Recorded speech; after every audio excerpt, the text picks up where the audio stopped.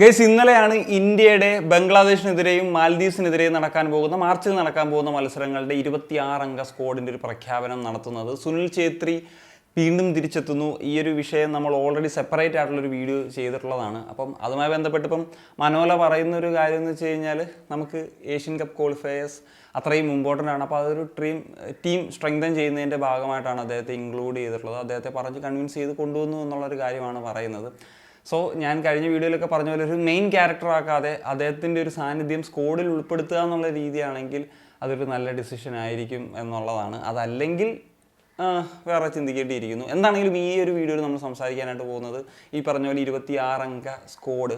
ഇത് ഞാൻ ഡീറ്റെയിൽ ആയിട്ട് ഓരോ പൊസിഷനിൽ ഓരോ പ്ലേയേഴ്സ് ഇങ്ങനെയുള്ള കാര്യങ്ങളൊന്നും പറയുന്നില്ല. ഇതിനകത്ത് കീ ആയിട്ട് പറയേണ്ട ചില ഫാക്ടേഴ്സ് സംസാരിക്കാമെന്നുള്ളതാണ് ഉദ്ദേശിക്കുന്നത്. ആദ്യത്തെ ഏറ്റവും പ്രധാനപ്പെട്ട കാര്യം ഒരു താരത്തെ ഒഴിവാക്കിയതാണ്. ഗുർപ്രീത് സിംഗ് സന്ധു എന്ന് പറഞ്ഞിട്ടുള്ള രാജ്യത്തിൻ്റെ നമ്പർ 1 ഗോൾ കീപ്പറെ സ്ക്വാഡിൽ പോലും ഉൾപ്പെടുത്തിയിട്ടില്ല. നമ്മൾ മുമ്പൊക്കെ വീഡിയോ ചെയ്യുന്ന സമയത്ത് സംസാരിച്ചിട്ടുള്ള ഒരു കാര്യമാണ്.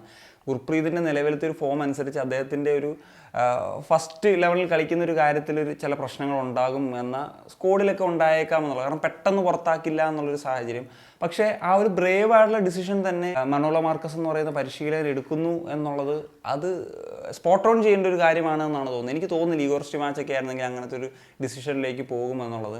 ഇതിപ്പോൾ മറ്റ് പെർഫോം ചെയ്യുന്ന പ്ലേയേഴ്സിനെ എടുത്തിരിക്കുന്നു എന്ന് പറയുന്നൊരു ഫാക്ടറിലേക്ക് വരുന്നുണ്ട്. അദ്ദേഹം ടാലൻറ്റഡ് ആയിട്ടുള്ള അല്ലെങ്കിൽ നല്ല പ്ലെയർ തന്നെയാണെന്നുള്ളത് സംശയമൊന്നുമില്ല. അദ്ദേഹം ഇപ്പം കുറച്ച് ഡിപ്പായിട്ട് നിൽക്കുകയാണ്. അദ്ദേഹം പ്രൂവ് ചെയ്യട്ടെ, എന്നിട്ട് തിരിച്ച് നാഷണൽ ടീമിൽ അദ്ദേഹത്തിൻ്റെ സ്പോട്ട് ഉറപ്പിക്കട്ടെ. അതാണ് എനിക്ക് പറയാനുള്ളത്. കാരണം ആർക്കും ആ പൊസിഷൻ ഉറപ്പല്ല എന്ന് പറയുന്ന ഒരു സ്റ്റേറ്റ്മെൻറ്റ് എന്നൊക്കെയാണ് ഈ ഒരു സ്ക്വാഡ് പ്രഖ്യാപനം വരുന്നതാണ്. പ്രത്യേകിച്ച് എനിക്ക് തോന്നുന്നു ലാസ്റ്റ് മാച്ചസിലൊക്കെ ക്യാപ്റ്റൻ ഹാൻഡ് ബാൻഡൊക്കെ അണിഞ്ഞിട്ടുള്ളൊരു താരമൊക്കെയാണ്. അപ്പോൾ അങ്ങനത്തെ ഒരു പ്ലെയറെ ഒഴിവാക്കുക എന്ന് പറഞ്ഞു കഴിഞ്ഞാൽ അത് ബ്രേവ് ഡിസിഷൻ എന്നല്ലാതെ നമുക്കൊന്നും പറയാനായിട്ട് സാധിക്കും. അതുപോലെ തന്നെ താപ്പ, യാസിർ, എഡ്മണ്ട് എന്നീ താരങ്ങളെയും സ്ക്വാഡിൽ ഉൾപ്പെടുത്തിയിട്ടില്ല. മുമ്പ് സ്ക്വാഡിൽ ഉണ്ടായിരുന്ന പ്ലേയേഴ്സാണ്.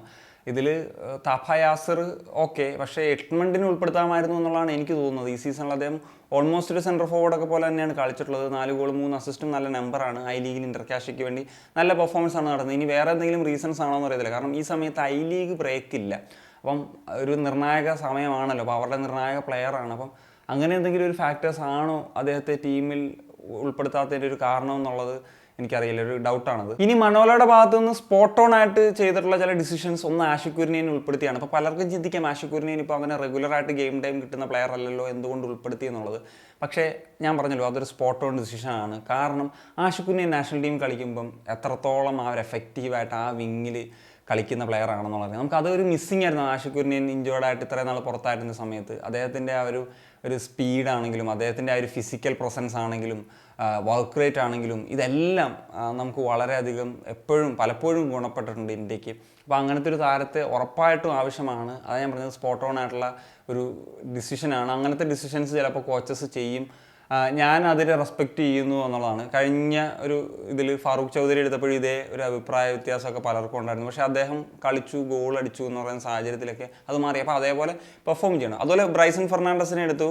അദ്ദേഹം ഈ പറഞ്ഞ പോലെ നല്ല പെർഫോമൻസ് ഈ സീസണിൽ കളിക്കുന്ന പ്ലെയറാണ്. ഒരു ലെഫ്റ്റ് വിങ്ങർ അല്ലെങ്കിൽ ഒരു അറ്റാക്ക് മിഡ്ഫീൽഡർ ഈ റോളിലൊക്കെ കളിക്കാൻ കേപ്പബിൾ ആയിട്ടുള്ള പ്ലെയറാണ്. 7 ഗോൾ 2 അസിസ്റ്റ് മനോളോടെ അണ്ടറിൽ തന്നെയാണ് അദ്ദേഹം കളിച്ചിട്ടുള്ളത്. അപ്പം ഇതും ഈ പറയുന്നത് പോലെ ഒരു സ്പോട്ട് ഓൺ ചെയ്യുന്ന ഒരു ഡിസിഷനാണ്. പിന്നെ ബോറിസ് സിംഗിനെ എടുത്തിട്ടുള്ളൊരു കാര്യം, ബോറിസ് സിംഗ് ഇദ്ദേഹത്തിൻ്റെ അണ്ടറിൽ തന്നെ കളിക്കുന്ന പ്ലെയറാണ്. ഒരു യൂട്ടിലിറ്റി പ്ലെയറാണ്. വിങ്ങറായിട്ടും വിങ് ബാക്കായിട്ടും വളരെ കൺസിസ്റ്റൻ്റ് ആയിട്ട്, എസ്പെഷ്യലി FC ഗോവയെ വന്നതിന് ശേഷം ഈ 2 പൊസിഷനിലും കൊടുത്താലും ഒരേപോലെ കളിക്കുന്ന ഒരു പ്ലെയറാണ്. നമുക്ക് പറഞ്ഞ പോലെ യൂട്ടിലിറ്റി പ്ലെയർ എന്ന നിലയിൽ ഉപയോഗിക്കാൻ പറ്റും. പിന്നെ ആഷിഖിനെ പോലെ തന്നെ പലരും ചോദിക്കുന്ന ഒരു കാര്യമാണ്, എന്തുകൊണ്ട് ജിക്സൺ, ഫറൂഖ്, മൻവീർ പോലെയുള്ള താരങ്ങളെയൊക്കെ ഉൾപ്പെടുത്തി. ഇതാണ് ഞാൻ പറഞ്ഞത്. അപ്പം ഇവരൊക്കെ നാഷണൽ ടീമിലേക്ക് വരുന്ന സമയത്ത് കോച്ചിന് യൂട്ടിലൈസ് ചെയ്യാൻ കഴിയും അങ്ങനെയുള്ളൊരു കേപ്പ്. കാരണം അവരുടേതായിട്ടുള്ള രീതിയിൽ നാഷണൽ ടീമിൻ്റെ ഒരു ഇതിൽ കോൺട്രിബ്യൂഷൻസ് ഒക്കെ കൊടുത്തിട്ടുള്ള പ്ലെയറാണ്. ഇപ്പോൾ ഫറൂഖിൻ്റെ കാര്യം ഞാൻ നേരത്തെ പറഞ്ഞു കഴിഞ്ഞു. ജീക്സൻ്റെ കാര്യം നമുക്കറിയാം, അതേ നാഷണൽ ടീം എങ്ങനെ തരത്തിൽ കളിച്ച പ്ലെയറാണ്. പിന്നെ എല്ലാവർക്കും മൻവീറിൻ്റെ കാര്യത്തിൽ അഭിപ്രായ വ്യത്യാസമുണ്ട്. പക്ഷേ കാര്യമുണ്ട്, മൻവീർ ഒരു സെൻട്രൽ ഫോർവേഡായിട്ട് കളിപ്പിക്കണമെന്ന് എനിക്ക് ആഗ്രഹമില്ല. കാരണം അദ്ദേഹം വിങ്ങറായിട്ട് കളിക്കുമ്പോൾ അദ്ദേഹത്തിന് സ്പേസ് യൂട്ടിലൈസ് ചെയ്ത് കളിക്കാൻ പറ്റും.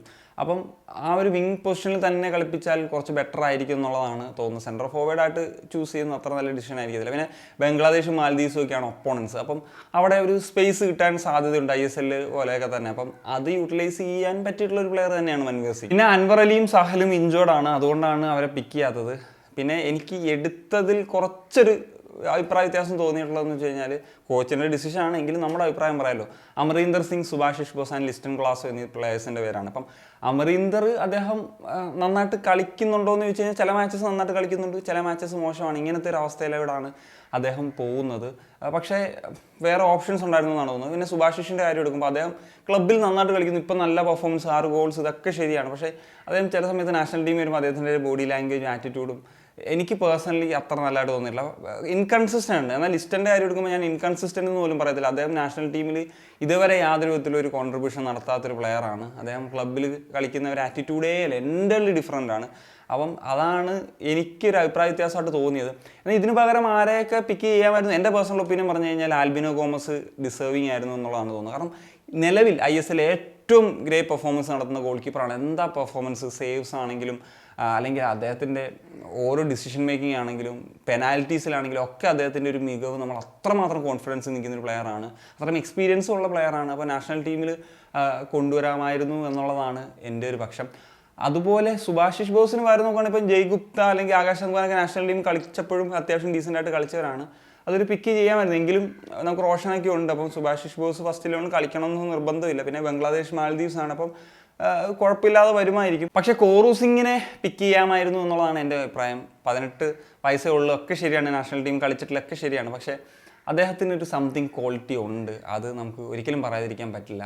അപ്പം മറ്റു പല പ്ലേയേഴ്സിനെ വരുമ്പോഴത്തേക്കും അവർ സ്കോഡ് വന്നു, ക്യാമ്പിൽ വന്നു, ഇതൊക്കെ സാഹചര്യങ്ങൾ പറയാം. പക്ഷേ കോറു സംതിങ് സ്പെഷ്യൽ എന്നുള്ളത് തന്നെയാണ് എനിക്ക് തോന്നുന്നത്. നാഷണൽ ടീമിലും പറ്റും. കാരണം അതേ അണ്ടർ-17, അണ്ടർ-20 കളിച്ചിട്ട് ആ ഒരു ഇൻ്റർനാഷണൽ എക്സ്പോഷർ കിട്ടിയിട്ടുള്ള പ്ലെയറാണ്.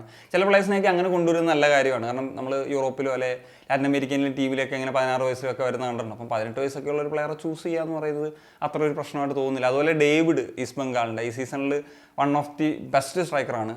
6 ഗോൾസ് ഓൾ കോമ്പറ്റീഷൻസിൽ നിന്ന് സ്കോർ ചെയ്തിട്ടുണ്ട്. ആ ഒരു ക്ലിനിക്കൽ സ്ട്രൈക്കർ എന്ന് നിലവിൽ ISL ഒക്കെ പറയാൻ പറ്റുന്ന ഒരു പ്ലെയറായിട്ട് എനിക്ക് തോന്നിയിട്ടുള്ളത് ഡേവിഡാണ്. അപ്പം അദ്ദേഹത്തെ പിക്ക് ചെയ്യാമായിരുന്നു എന്നുള്ളതാണ് എനിക്ക് തോന്നുന്നത്. ഇനി സ്ട്രെങ്തും വീക്ക്നെസ്സും ഈ ഒരു സ്കോഡിൽ നോക്കുന്ന സമയത്ത് എനിക്ക് മെയിൻ സ്ട്രെങ്ത് ആയിട്ട് തോന്നുന്നത് wing backs, number of wing backs തന്നെയാണ്. അത് അത്യാവശ്യം നല്ല ഒരു മേഖല തന്നെയായിട്ട് പറയാം. പിന്നെ ഹോൾഡിംഗ് മിഡ്ഫീൽഡേഴ്സിൻ്റെ കാര്യം എടുക്കുമ്പോഴും നല്ല ക്വാളിറ്റി പ്ലേയേഴ്സ് ഉണ്ട്. പിന്നെ പ്രശ്നം എപ്പോഴും നമ്മൾ പറയുന്നത് ഫോർവേഡ്സിൽ പ്രശ്നങ്ങളുണ്ട്. ഇപ്പോൾ സുനിൽ ഛേത്രിയുടെ ഒരു അഡീഷൻ വന്നത് എങ്കിലും മൊത്തത്തിൽ ബാക്കി സ്ട്രൈക്കേഴ്സിൻ്റെ കാര്യത്തിൽ ചില കാര്യങ്ങളുണ്ട്. അതുപോലെ ഗോൾ കീപ്പേഴ്സിൻ്റെ കാര്യത്തിൽ ആൽബിനോയും കൂടിയൊക്കെ ആഡ് ചെയ്തിരുന്നെങ്കിൽ അതൊരു നല്ല ഡിപ്പാർട്ട്മെൻറ്റായി മാറിയാണ്. ഇവിടെ ഇപ്പം വിശാൽ നന്നായിട്ട് കളിക്കുന്നുണ്ട്, പക്ഷേ നാഷണൽ ടീം എക്സ്പീരിയൻസും അല്ലെങ്കിൽ ഇതൊക്കെ വീണ്ടും ഒരുപാട് മത്സരങ്ങളൊന്നും അദ്ദേഹം കളിച്ചിട്ടില്ല. പിന്നെ ഇപ്പോൾ അമരീന്ദർ അത്ര ഇതിലല്ല, ഗുർമീത് താരതമ്യേന യങ്ങാണ്. ഇങ്ങനെയൊക്കെയുള്ള ഫാക്ടർ വേണമെങ്കിൽ നമുക്ക് പറയാം. പിന്നെ പറയുന്നുണ്ട് പല പ്ലേയേഴ്സിൻ്റെയും പേരുകൾ, ജിതിൻ്റെ പേര് അല്ലെങ്കിൽ ഉവൈസിൻ്റെ പേര് അല്ലെങ്കിൽ അങ്ങനെ തുടങ്ങിയിട്ടുള്ള പല പ്ലേയേഴ്സിൻ്റെയും പേരുകൾ. ആക്ച്വലി എനിക്ക് തോന്നുന്നു ഇത് പറഞ്ഞ പോലെ ജൂണിലേക്ക് വരുമ്പോഴത്തേക്കും ഒരു വലിയ ക്യാമ്പ് ഉണ്ടാവും. 40 സ്ക്വാഡിനെയൊക്കെ തിരഞ്ഞെടുത്തിട്ട് അവിടുന്ന് ആ ഒരു സോർട്ടിങ് പരിപാടികളൊക്കെ നടക്കും. ഇത് കുറഞ്ഞൊരു ഇതിലാണല്ലോ നടക്കുന്നത്. അതുകൊണ്ടാണ് ഒരുപാട് പരീക്ഷണങ്ങളിലേക്ക് പോകാത്തത് എന്നുള്ളതാണ് പേഴ്സണലി എനിക്ക് തോന്നിയിട്ടുള്ളത്. ഇനി ഈ ഒരു ടീമിലെ ഒരു പൊട്ടൻഷ്യൽ 11 എന്ന് ചോദിച്ചു കഴിഞ്ഞാൽ ഇത് എൻ്റെ പേഴ്സണലി ഉള്ളൊരു അഭിപ്രായമാണ് ഞാൻ പറയുന്നത്. ഗോൾ കീപ്പർ എന്ന നിലയിൽ വിശാൽ കേത്ത്, സെൻട്രൽ ബാക്സ് എന്ന നിലയിൽ സന്ദേശ് സിംഗ് ആൻഡ് രാഹുൽ ബേക്കെ, റൈറ്റ് ബാക്കിലേക്ക് വരുന്ന സമയത്ത് ആശിഷ് റായ്, ലെഫ്റ്റ് ബാക്കിലേക്ക് വരുമ്പോൾ റോഷൻ സിംഗ്, ആൻഡ് മിഡ്ഫീൽഡേഴ്സ് എന്ന നിലയിൽ Apuia and Suresh and Brandon Fernandes, and attacking ഇതിലേക്ക് വരുമ്പോൾ ലെഫ്റ്റ് വിങ്ങിൽ ആഷിഖ് കുര്യൻ, റൈറ്റ് വിങ്ങിൽ ലാലും ഷാല ചാങ്തെ, ആൻഡ് സെൻട്രൽ ഫോർവേഡ് എന്ന നിലയിൽ ഫറൂഖ് ചൗധരിയുടെ പേരാണ് ഞാൻ പറയുന്നത്. ഈവൻ ഇർഫാൻ യാദവ് അത് കുറച്ചും കൂടി എനിക്ക് പേഴ്സണലി ഒന്നെങ്കിൽ ഡബിൾ സ്ട്രൈക്കർ സിസ്റ്റത്തിൽ കളിക്കുമ്പോഴായിരിക്കും ബെറ്ററായിട്ട് വരിക എന്നുള്ളതാണ് എൻ്റെ പേഴ്സണലി ഉള്ളൊരു ഒപ്പീനിയൻ. അതുപോലെ ബ്രൈസൻ്റെ കാര്യം എടുത്താൽ അദ്ദേഹത്തെ ഈ പറഞ്ഞാൽ മൾട്ടിപ്പിൾ റോൾസിൽ യൂട്ടിലൈസ് ചെയ്യുന്ന ഒരു രീതിയിൽ കൊണ്ടുവരാവുന്നതാണ്. സുനിൽ ഛേത്രി ഞാൻ പറഞ്ഞല്ലോ, അദ്ദേഹത്തിൻ്റെ ഒരു ഇപ്പം നമ്മൾ അക്സെപ്റ്റ് ചെയ്യുക, അദ്ദേഹത്തെ ഒരു മെയിൻ ക്യാരക്ടർ ആക്കാതെ ഒരു സെക്കൻഡ് ഹാഫിൽ നമുക്കിങ്ങനെ ഗോൾ അടിക്കാൻ പറ്റാത്ത സാഹചര്യമൊക്കെ വരുമ്പോഴത്തേക്കും ആ രീതിയിൽ യൂട്ടിലൈസ് ചെയ്ത് കൊണ്ടുവരുന്നതായിരിക്കും. ഒരു 30 മിനിറ്റ്സ് ഒക്കെ അദ്ദേഹത്തിൻ്റെ ഒരു ഫുൾ എനർജി കളിച്ച് കഴിഞ്ഞാൽ നമുക്ക് ഗോൾസ് സ്കോർ ചെയ്യാനും അങ്ങനത്തെ സിറ്റുവേഷൻസ് ഹാൻഡിൽ ചെയ്യാനായിട്ടൊക്കെ പറ്റും. പിന്നെ അദ്ദേഹത്തിൻ്റെ ടീമിലെ സാന്നിധ്യം അതൊരു പോസിറ്റീവായിട്ട് മാറി അതായിരിക്കും നല്ലതെന്നുള്ളതാണ് തോന്നുന്നത്. എന്താണ് നിങ്ങളുടെ ഒപ്പീനിയൻ? തീർച്ചയായിട്ടും കമ്പോസ് ചെയ്യാൻ സൈനിങ് ഓഫ്.